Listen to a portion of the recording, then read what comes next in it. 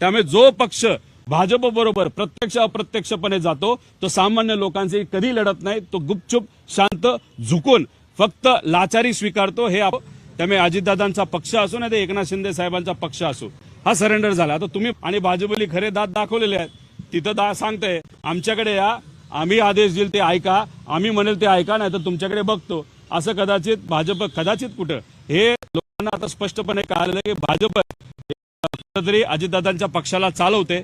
एकनाथ शिंदे साहेब मात्र त्या ठिकाणी कुठेतरी लढताना आपण बघू शकतो, पण तरी सुद्धा त्यांना वेगळ्या प्रकारचा दबाव आहे। त्यामुळे तिथं सुद्धा बऱ्याच ठिकाणी त्यांना माघार घेताना आपण सगळ्यांनी बघितलं। साताऱ्याचा जो काही भांडण झालं ते एकनाथ शिंदेना अजिबात आवडलं नाही, पण थोडं त्यांना माघार घ्यावी लागली।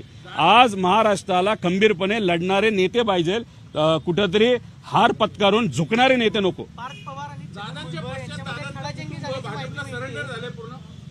भाजपला कुठलाही पक्ष जर गेला तर भाजपला तो सरेंडरच होतो।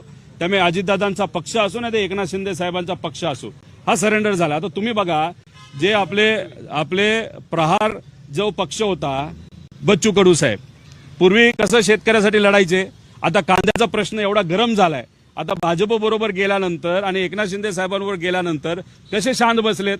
त्यामुळे जो पक्ष भाजप बरोबर प्रत्यक्ष अप्रत्यक्षपणे जातो तो सामान्य लोकांचे कधी लढत नाही, तो गुपचूप शांत झुकून फक्त लाचारी स्वीकारतो। हे आपल्याला अनेक वेळा बघायला मिळालेलं आहे।